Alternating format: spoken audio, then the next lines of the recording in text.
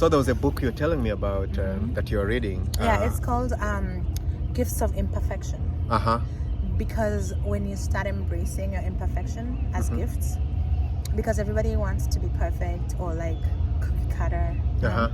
But then in your individualism, you start recognizing the things that are your weaknesses. Yeah. And you embrace them as weaknesses. Yeah. But then that turns into strengths. Yeah, yeah. Because now they're no longer weaknesses. You just know that they're there. Like I could work on this as a human. I could do this. I could be more compassionate. I could be more courageous. I could have more gratitude. But there's one thing that I've learned, and also I've seen, when you mix joy with gratitude, it's a secret recipe for success. Cool. I kind of like that because there is a part of spirituality that I believe in is like there is the essence of God that is within us that sometimes is hidden. And until we kind of like release it. Yeah, like keep it out. And so I'm reading a book. What's the name of the book? Talking about a book, I'm reading a book. The book is called Clowning in Rome.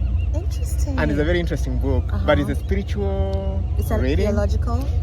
A little spiritual in the sense of meant to help you fall on the journey with God. And also grow your faith. Yeah, and grow your faith. And the book is been written by a very famous contemporary spiritual writer. His name is Ron Rahaizer. So you will look for Ron Rahaizer. And the book is called Clowning in Rome. Clowning in Rome, But you want to listen to this image? Yes, so there's a story in that book that talks about, so think about, this is a big marble, okay? Right. Big marble. And there's a guy who is there trying to chisel it out and trying to make a lion out of the marble. And the young kid sees this sculptor and goes to him and says, I realized you've been making a lion out of this marble. How did you come to think about a lion out of the marble? And the guy says, before I saw the marble, I saw the lion in it. And then the guy says, and so the guy says, and in each of us, he says, we have a lion. You have heard the story, right? I'm just following. Yeah, we have a lion. And he says, it is our work in this life to craft out what is not required. And if you come to think about it, think about all those big artistry in Rome, for example. I think of this famous guy. His name is called, what is this famous person who did? Leonardo? No.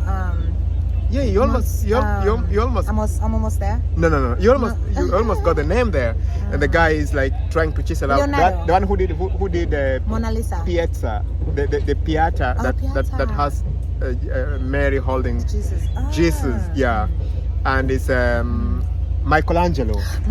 Yeah, yes. And so Michelangelo's idea was like, I have this marble, one full piece of whatever it is, but I'm gonna chisel it out what I don't want.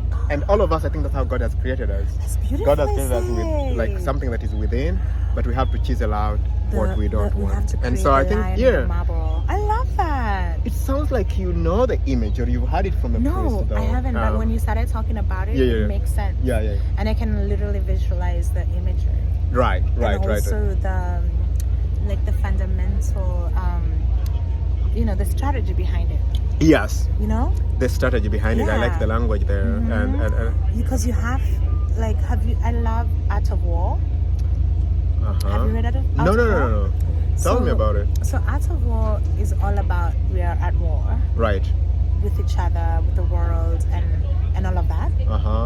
And then basically, the concept is having strategy. Right. So being 2 steps ahead of your competition, being 2 steps ahead of your enemy, and just always being like vigilant. Right. So, but I really like that.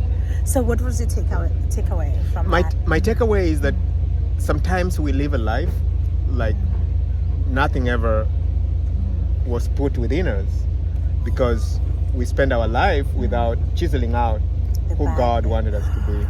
And unless you rub it and get to the real deal underneath, our life is... Yeah, and I always think about a mirage, right?